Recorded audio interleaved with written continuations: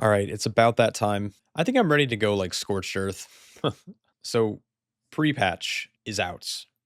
Midnight is 6 weeks away, and Brewmaster has gotten very little attention over the last couple weeks from the Blizzard staff. And so I want to make a video just kind of ranting about my issues with Brewmaster currently while testing beta. Just on my end, this is all subjective. You may agree, you may disagree.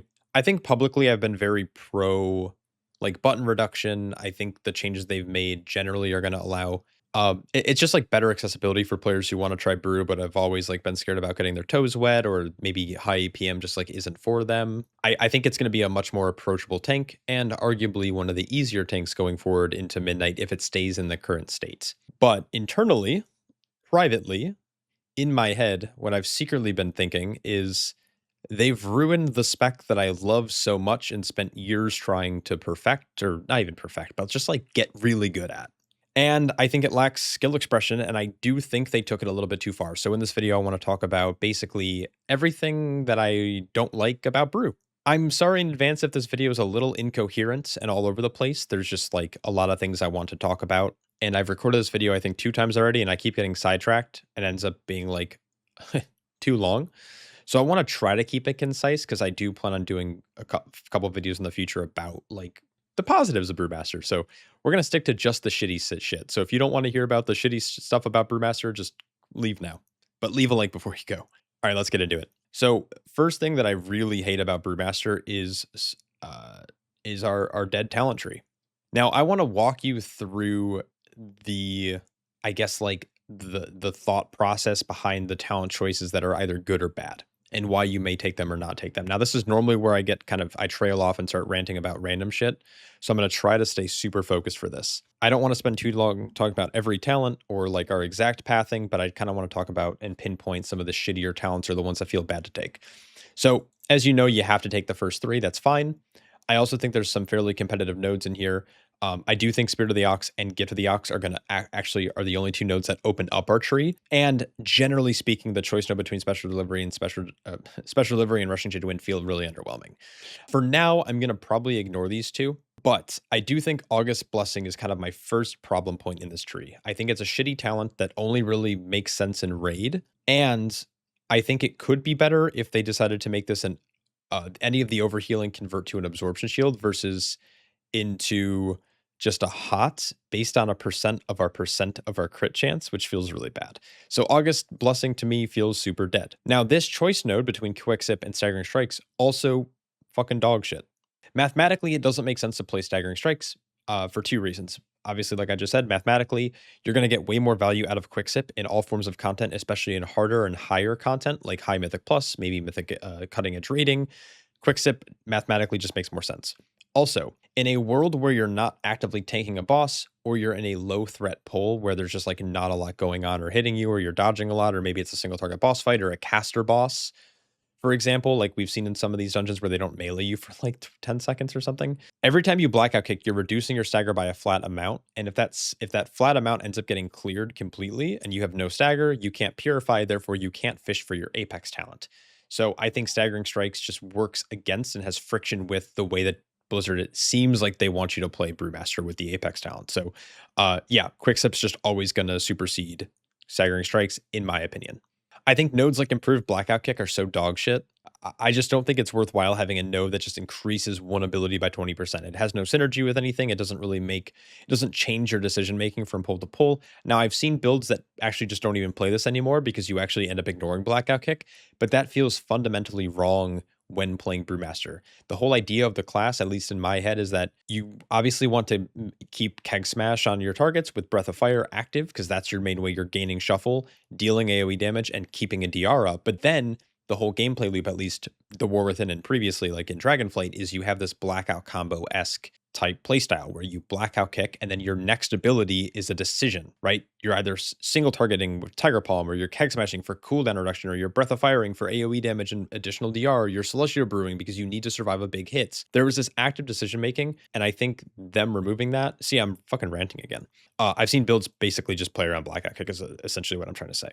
But unfortunately, Blackout Kick still does a lot of damage, especially in single target or 3-target cleave later on, so you kind of want to play it. Now, you definitely want to play your Ox talents, because Healing Spheres are still pretty good, but now the rest of the points up here feel like... Actually, it's really August Blessing and this Choice Node that feel like dog shit. Special Delivery feels undertuned right now, and Rushing Jade Wind was changed, so now it can't be... It's not affected by Pandemic. And what that means is the cooldown is 5.4 seconds, and it used to last, like, let's just say 7 seconds. So, right, you would basically Rushing Jade Wind, and then you had like a 1.5 second buffer to reapply it, and it would add the additional time left. So let's say you hit it you hit it, it's up for 7 seconds, you hit it with 1.5 seconds remaining, and now it's at 8.5 seconds. And then you do that again, and then it's at 10 seconds. And then you can kind of keep resetting it to 10 seconds. But if you need to spend, a global, rolling or transcendencing or off healing or drinking a Celestial Brew, you all of a sudden then could still maintain Rushing Jade Wind 100%. That is no longer the case unless you're global perfect, but the tuning isn't high enough to make that worthwhile. And then Special Delivery just feels undertuned in its current state, and I don't think Celestial Flame is has any value with Vital Flame. So basically, I feel like these two nodes are just dead. So your choice is, do I want survivability, or do I want a little bit more damage / auto attack speed? And that's it. So in this case, let's just play Elixir, because I'm just pretending and thinking through how I would walk through a talent tree if I was trying to figure out how to do high keys. So what I'm now going to do is I'm going to reset my tree just so I go back here, because I want to walk through a couple of really shitty talents. First off, let's talk about Jade Flash. Jade Flash is absolute dog shit. I hate it. It makes me mad that they put it in the tree. It feels like they're trying... It's dude, it's like a chef in the kitchen and they spit in your food because they hate you. That's what this feels like. Blizzard's the chef and the burger is for the Brewmaster Monk, or the monk players in general. And they took away our fucking Emperor's Capacitator and all this stuff. And Brewmasters have been asking for a cleaving, crackling J Lightning and a way to pull mobs from range. And instead of giving us a real thing, they spin our food, they take the patty away, they throw it at the wall, and then they piss on our sandwich. It's terrible. That's a horrible analogy, and I know it didn't make sense, but that's what Jade Flash is. So what does it do? It reduces the cooldown, or it actually doesn't reduce the cooldown. It reduces the cast time of Crackling J Lightning from 3.4 seconds or 3.8 seconds, whatever it is. It's a haste coefficient, and it now will be cast in 75% less time, costs 75% less energy, and it cleaves 4 additional targets, but has a 60-second cooldown. So it's a really cool looking ability. You'll come over here, you'll hit it, it crackles, it does all this cool shit, and that's it. And it did a whopping 5,000 damage. That's it. My embellishments on my ring did half of that, and it was passive. Compare this 5.2 thousand damage to Exploding Keg, which does 12,000 fire damage to all nearby enemies, and additional fire damage per hit over the next 3 seconds, and it's a DR. Well, not a DR, but it makes auto attacks miss you for 3 seconds, and it resets the cooldown of Keg Smash. If we come over here and I throw a keg down, just the hit alone, Exploding Keg did 56k. On a 1 minute cooldown, same as Jade Flash. Why does Jade Flash exist? It doesn't make sense. And the whole argument is oh, it's an ability to pull from range. They made Storm South / Keg have an additional 10 yards range on your Keg Smash, so you can now throw a keg from pretty far away. Look at this. Look at how far I am. That's a pretty sizable keg toss there. And so there's not really any reason to ever play Jade Flash. Another problem I am currently having with Brewmaster is that Nizao's Resolve is also kind of dog shit. Now, in theory, having a HOTS would be really cool. And I think a lot of players were interested in this talent when they introduced it in 11.2. Unfortunately, it doesn't really solve Brewmaster's problems, but instead it creates one. So the way that Brewmaster kind of plays is that you're always taking damage by getting hits. You're taking your damage and you're turning into Stagger. Stagger is a dot. The dot ticks you down, and eventually you'll die if you don't get any healing. Now that damage taken palette is really smooth, but you want burst healing to be able to quickly top yourself before a large tank hit, before a large tank buster, some kind of damage events.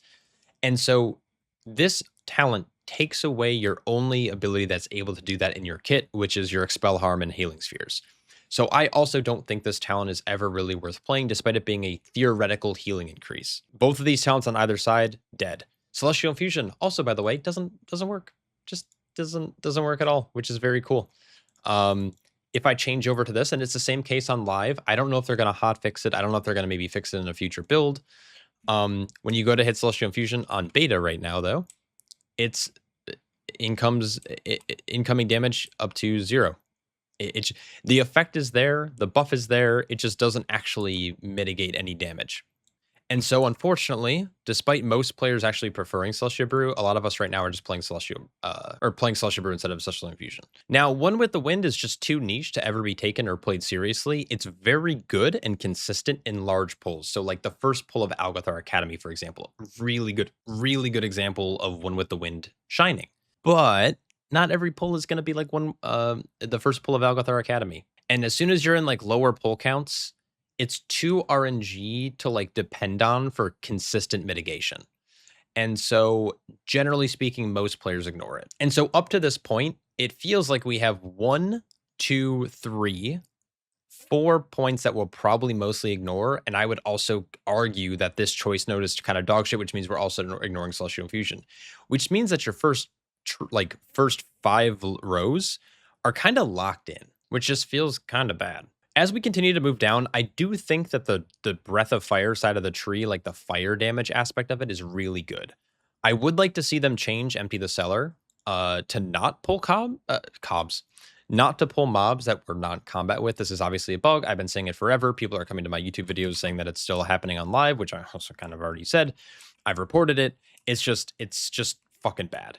So when we drop Exploding Keg here, we can re-hit the ability, but guess what? It's going to go start throwing kegs at all of the mobs we're not currently in combat with, which is really frustrating, especially in like a Mythic Plus environment. Now, does this matter for Raid? Not really. Does it matter for open world content? Probably not. And actually, it might actually benefit you to just be able to pull a bunch of stuff from a far range because it's going to hit everything once. But it can also prioritize critters, which means that sometimes you're throwing all of this damage at just a single critter, which feels bad. Now, I will say, if you look at Empty the Cellar damage, it's really not that bad. It did 20k damage, and it only threw 3 of the kegs. So there's a add 40% to whatever the 18k is, and that ends up actually being not a bad button.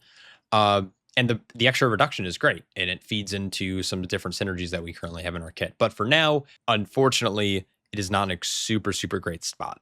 Ox Dance, also a dog shit talent. Why does it exist?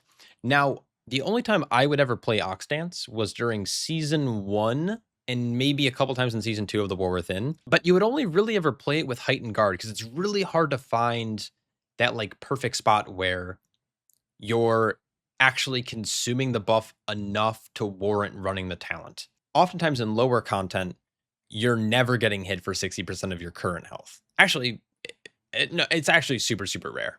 And so, like, I think if they combined this with Heightened Guard and they lowered this to 50% or even 40%, this would be a competitive defensive talent. But currently at 60%, it's just not. It's not good enough, and it's so specific that you have to be a very high-level Brewmaster player to understand and know when this will actually be in effect. Unfortunately, most players that I see run this talent, and myself included, often will just end up sitting at 10 stacks forever. Maybe a hit gets consumed every now and again, but it doesn't translate to enough like defensive value or mitigation to actually warrant taking. And so Ox Dance, also a dogshit talent. The changes to High Tolerance, it's like good, but also not great. It's very specific to like high level content and only if you're going to be getting hit hard enough from certain mobs. But the Brew cooldown reduction, depending on the pull sizes or like the dungeon you might be in, it just isn't really worth playing it anymore if you can play something like Anvil and Stave. Determination also doesn't feel that great because of the way that they've restructured Brewmaster's defensive kits. Most of our defensive mitigations being kind of put into Stagger. Stagger's been buffed at a baseline value. I'm currently sitting at like 71% Stagger, which is actually higher than we see in most first seasons of any expansion. And so adding 15% effectiveness to that doesn't really make sense during Fortifying Brew, which is already a cooldown, which is helping us mitigate damage. And so these talents kind of like here also feel kind of worthless and dead. I do also want to talk about this node here. So with the reduction in abilities that we have to hit in our kit, Press the Advantage feels like dog shit. It doesn't feel good to play with Master of Harmony. It doesn't feel good to play with Shado-pan. I want them to make Press the Advantage good, but we need some things that we can actually hit in combat that don't cause us to stall out our rotation. So what's happening currently is if we go into Press the Advantage, we will no longer have access to Tiger Palm. Now there are some workarounds to this technically, but in the build that I'm currently playing, like let's just say I go Keg into Breath, into Blackout Kick. Now I don't have a filler, so I'm going to hit Keg again. Maybe I Breath into a Blackout Kick, into a Keg, into a Celestial Brew, into a Breath. Now I got the reset there on my Apex talent, but eventually what happens is you're out of shit to hit for a couple seconds, and then you have to wait. Once again, I'm kind of just waiting. Obviously, I have cooldowns and stuff, but like the rotation generally feels pretty rough when playing Press the Advantage. And then they like made it so when you hit 10 attacks, your next attack, so your 11th hit, so it now requires 11 auto attacks versus 10, will discharge a Tiger Palm at 100% effectiveness, which is what Blackout combo was already doing and what Face Palm does. And so all of a sudden your Tiger Palm literally hits for nothing. And so it's like, what's the point of playing that if it's not discharging stacks for Master of Harmony, if it's like ruining your rotation, it just doesn't make sense to play this at all. Like at all, which is feels really bad. So I'm not a fan of how they reworked Press the Advantage. I was hoping it would be better with the rework. It ends up being actually way worse.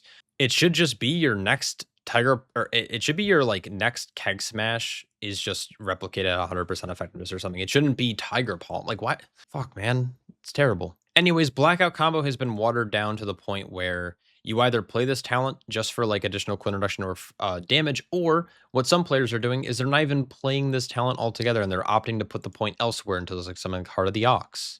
And when you get to the point where Blackout combo is being removed from Brewmaster, I'm just like I'm gonna quit. I'm gonna quit playing Brew. It's not that complicated. My suggestion to Blizzard is bake Breath of Fire back into Blackout combo.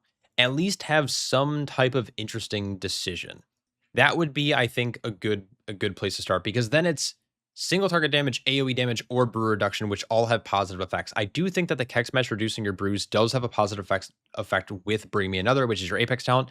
I just think that this being so simplified just makes it really mundane and boring.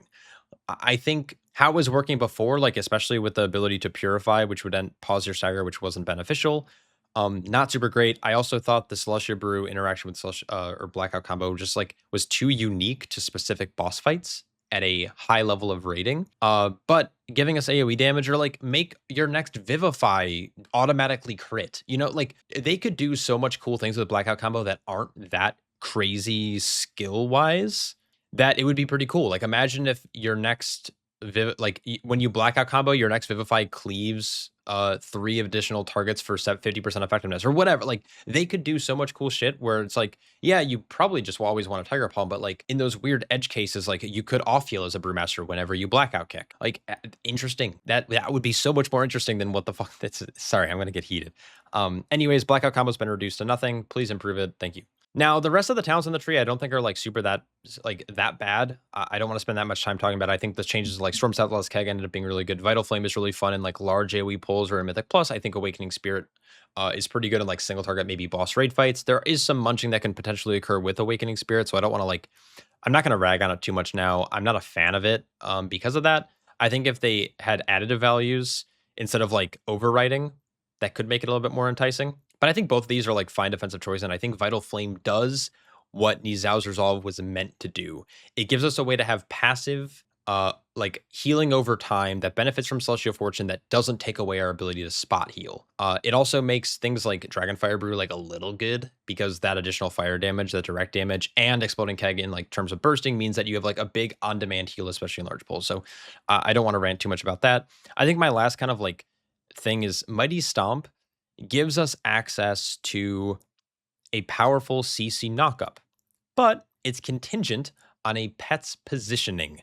And because it's off the global, it's very easy, especially as most gamers do. We have a tendency to spam our buttons when we're going to hit. Like I'm hitting, yeah, I guess that doesn't really showcase, but like when I'm in combat, I'm like hitting Keg over and over again. I'm hitting Blackout kick over and over again. I'm spamming my buttons.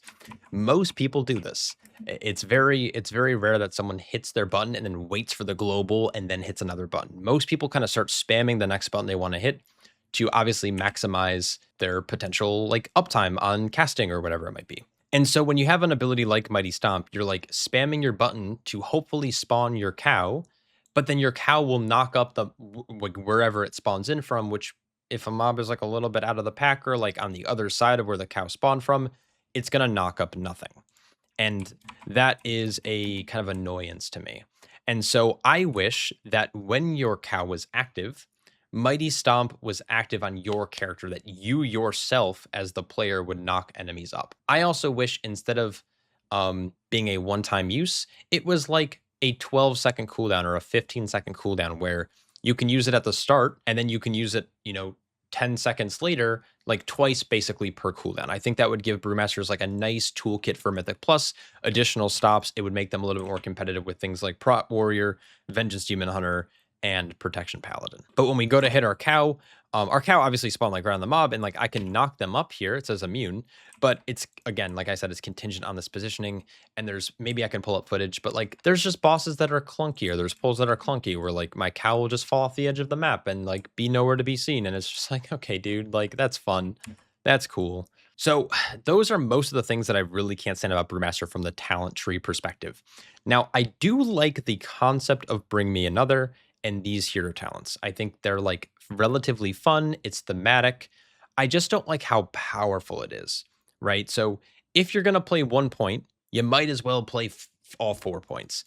And as I've just kind of previously gone over, it doesn't even matter that you have to put all 4 points here, because in just kind of in reality, there aren't enough good points in the tree to want to put other talents down here. Like there's just no reason why you'd want to not play all 4. And unlike something like Protection Warrior, which kind of might be dictated based on which hero talent you're playing or like what you need for a key, this is just the case where you're always going to want all of the Apex talents all the time because of how strong the capstone is. The refreshing drink ends up being anywhere between 12 to 15% of my overall healing, maybe less, maybe more. It kind of depends on the key. And it's ending up like 6 to 10% of my overall. And that's kind of worth the points that are being spent, right? The issue that I have with the Apex talents is that it's gotten rid of decision making in in the rotation, and this is going to be pretty true for most classes, but Brewmaster specifically is like once we're in combat, I keg smash, and our tier set is currently making. Oh, can I not see it? Oh, keg smash damage increased by 10, breath of fire increased by 10, keg smash's energy cost reduced by 5. So that's cool, right? It's now going to cost 35 energy instead of 40. But when I start drinking brews, all of a sudden I'm getting keg smashes for free. So I don't even have to think about my energy. I can like just spam Tiger Palm all day, baby. And then I can keg smash, and it's like, oh, I'm out. But it's like, oh, now I have a reset. I have 2 charges again, and I'm not going to go down in energy, and I'm just sitting at energy capped. It's like they've removed all of the skill expression. You don't have to worry about energy anymore. You don't have to worry about Slushy Brew and like Purified Chi. You don't have to worry about your Blackout combo. You don't have to think about your globals. And with all the resets, you're just going keg breath, keg breath, keg breath. Oh, I'm out of those things, so I'm going to Blackout kick as a filler and then Tiger Palm as a filler. Keg breath, keg breath, keg breath, Blackout Tiger. Keg breath, keg breath, keg breath. Oh, I'm purifying. I'm just going keg breath, keg breath. Like it's forever. You're forever in this like weird state of just like hitting buttons. And that's like another thing I kind of want to talk about is like the rotation used to be really consistent, which is what I liked about Brewmaster. Like it was like keg breath, black Tiger Palm, and then you would like fill with a global, or you just like Tiger Palm again, or you'd have another keg smash. Your opener was set in stone, your rotation was set in stone, and now you're playing this like Prot Warrior style reaction to proc metagame, where you have a 20% chance every time you press a brew to get a keg smash. And like, yeah, maybe you can argue there's like a little bit of a skill curve where it's like, well, I need to make sure that when I do purify that I'm not also hitting Slushy Brew after to munch the empty barrel proc. You just fucking send it. It kind of doesn't matter. Like, yeah, sure, you can maybe pay attention, but like the damage you're gonna lose there is like minimal at best. And your goal is just to stay alive and maintain shuffle and keep doing big damn. So I like the Apex talent from one side, but from the other side, I kind of like hate it because it's contributing to the loss of skill expression. So I want to quickly talk about hero talents before I get into like the baseline stuff that I'm not a big fan of. So Shado-pan was reworked to be auto attack based, which I think is fine. Unfortunately, they could have had a really cool idea with the Swift as a coursing river, but like it doesn't make a large enough impact to really matter. So Swift as a coursing river increases your auto attack speed by 10%. Obviously, faster auto attack speed means more flurry strikes, which means more AoE damage, which should in theory be good. But like the unfortunate part is that you kind of just end up like you always have the buff active, so you don't have to like manage this at all. Like you're going to be drinking a brew every like literally 5 seconds.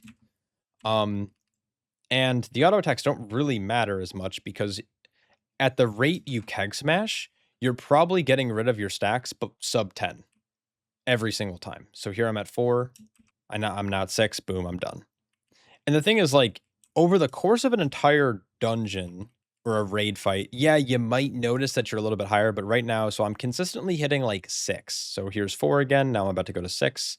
No, I was at 4 and I keg smashed. I guess I don't have Swift as a Corpse Remover active, so let's do this. So I'm at 6. I keg smash. I still have it active for 6 more seconds. I have a keg smash charge available. I'm at 2 stacks. Like, it doesn't matter because I'm only at 2 stacks. Now, obviously, like I said, over the course of an entire raid fight or entire dungeon, you'll probably get roughly 10% more flurry strikes that at least you would assume you would. But that might not always be the case. So that's like kind of an odd choice. They've also reduced the skill curve of like maximizing your damage during your cow because it's no longer stomping whenever you purify. It's only stomping on Blackout, which means you're limited to basically your 4-second cooldown. So you want to, in your cow window, always Blackout kick. What I don't like about that is it makes Black Ox Brew kind of like irrelevant in some cases because you don't need energy anymore because of the Apex talent. Celestial Brew doesn't heal you for anything. You're constantly getting resets on Purifying Brew because of your consistent keg resets and things like Anvil and Stave. And yeah, just like it makes this button feel like almost not needed. And Bob and Weave with the buffs just makes it like way better defensively. I still play Black Ox Brew because I like having that kind of in my back pocket. Like, oh, I'm actually out of energy because I got unlucky reset, so I can recover with BOB. But unfortunately, Bob and Weave ends up just being better than Black Ox Brew. So yeah, Shado-pan just like feels a little stale, but it's clearly the objective winner because Master of Harmony is in a terrible state. I'm not going to talk about it in this video because I'm going to let myself in a previous video talk about it, which you might say up in the upper right-hand corner or left-hand corner, whatever it ends up being. I kind of went in detail about why Master of Harmony is pretty doo-doo right now. So moving on to kind of my final points or final 2 points. First things first, Celestia Brew, stupid bad. So right now it's going to, if I press this, 84,000. I have 600,000 health, which means, I don't know if I did this the right way. Oh, I did it the other way. Okay, hold on. That is a 13% absorb. We do have attack power scaling with a few different things. Obviously, you have training, and you also have Heart of the Ox. And so if you're playing both of these, you might be able to get up to like a 20% absorb. But generally speaking, Celestia Brew now is like our 6th top heal, 5th, 6th, 7th, kind of like in that range.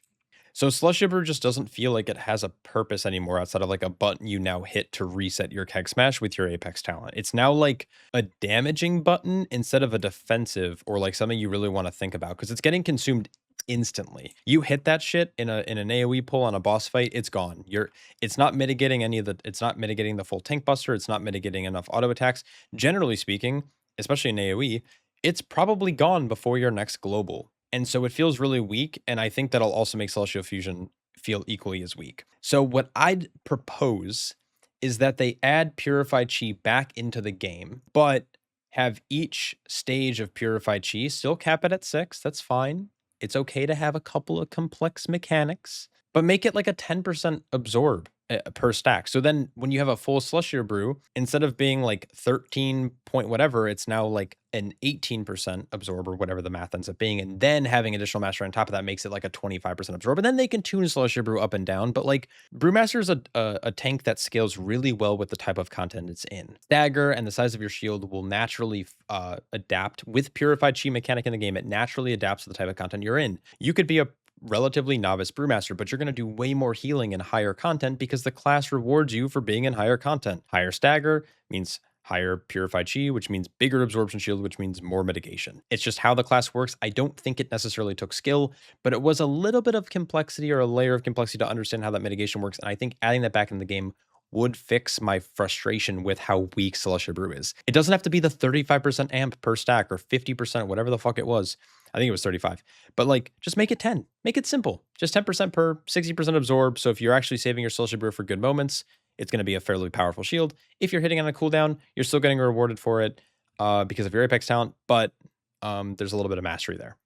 So those are like my two big suggestions. At least that's on my wish list. Make Blackout combo great again. Add Purified Chi back into the game. Simple as that. You can leave all this other complex shit out like Rising Sun Kick and whatnot. I actually have a couple more things I want to talk about. Why the fuck does Chi Burst have knockback on it still? Why? Why? Make it just not affected by knockback. That would be one. Or make it an instant cast, and maybe they can make it a minute cooldown, or they can, like, make it be required on a proc of some sort where then Chi Burst is instant. But, like, if it's gonna have a cast time, as a tank player who's getting hit by 10 plus mobs at a time in some pulls, why does it have a knockback? Why is Chi Wave not tuned adequately to be competitive with Chi Burst? It's maybe a little bit stronger in single target, but as soon as you add a secondary target, it's really shit. And Chi Burst feels bad to hit, so why not make Chi Wave, like, way better in single target and kind of okay in, like, AoE? And then I could just play Chi Wave and be happy. And then I don't have to bitch about Chi Burst. So, I don't know, easy fix. The last thing that I think I want to talk about, and if I missed anything, let me know down below. What the fuck is spinning crane kick doing still? Why is this button so bad at doing anything? Spinning crane kick has no identity, and I know Sinzu's talked about this in Wowhead articles. Brewmaster players, I think, kind of beat this, and it's kind of a dead horse at this point, and we're just going to keep beating it. But there are like I guess like a little bit more than that, but there's like two single nodes that actually affect spinning crane kick. First is going to be Counter Strike, which affects both Tiger Palm and spinning crane kick, doubling its damage, and Fast Feet, which is a 10% damaging, a 10% damage again on spinning crane kick. That's it, 10%. It's embarrassingly low. Obviously, you have things like Charred Passions, but with how weak spinning crane kick with how weak spinning crane kick is at a baseline level, it's so embarrassing that you just don't play Charred Passions. Charred Passions is going to probably be good in like single target scenarios where you're like prioritizing Blackout Kick. That's even if you want to prioritize Blackout Kick with the new Apex talents. But it's not a gathering tool. You need a ridiculous amount of targets to make it worthwhile hitting an AoE. You know, you can argue the merit on hitting it with Exploding Keg or not. I'm someone who generally does out of habits. I also recommend it generally in like 8+ targets, but again, the math changes based on tuning. But even if you throw that whole mindset out the window and you actually talk just objectively about the damage it deals and if it's worth the global over anything else, chances are the answer is no. Spinning crane kick is never worth the global, and it's used as a gathering tool, but it requires melee range. It has like a relatively short range, to be honest, and it doesn't actually generate enough threat to really matter. You kind of do it as a courtesy to your DPS, and if someone does start hitting early and they rip threat and they die, and they're like, well, I spin, so I don't know what to do. Like, it's such like a fucking terrible ability, and I want them to either remove it or have some type of interaction. Maybe spinning crane kick is what applies rushing Jade to win, and rushing Jade to win actually lasts longer. Maybe spinning crane kick gets stacking buffs. Maybe Dance of Chi-Ji or something is added to the Brewmaster to make it actually hit hard after every like 3 keg smashes or after Blackout Kick. Put it into Blackout combo. After Blackout combo, spinning crane kick does 300% more damage. Something, dude. Something to make spinning crane kick worth hitting in like 3+ targets. Why are we filling with Tiger Palm? It's just like, I don't know. There's so many things they could do with it. Tuning it's a start. But having more interesting interactions in the kit, I don't think is like a big ask, and I don't think it would like raise the skill ceiling that much. 3+ targets, spin. 1 target, Tiger Palm. Like it's like extremely frustrating, the fact that it like doesn't give cooldown reduction, it doesn't give anything. Like, it doesn't have to do what Tiger Palm does. It just needs to have, there needs to be an incentive to actually hit it, not just being a courtesy to your DPS at the start of a pull while you're gathering. Anyways, this was a long fucking video, and I apologize for being heated, or what the cool kids say, a little passionate. I hope you guys enjoyed this little breakdown. I'm hoping for future changes at midnight. Our last round of notes, there were no tank changes across the board. And my copium side is saying, well, Blizzard's trying to figure out what they want to do with tanks, so they're like not putting us in the notes so they can like do that. Realistically, they're probably just like, they feel like tanks are in a good spot, which is also a terrible, I just don't want to believe that.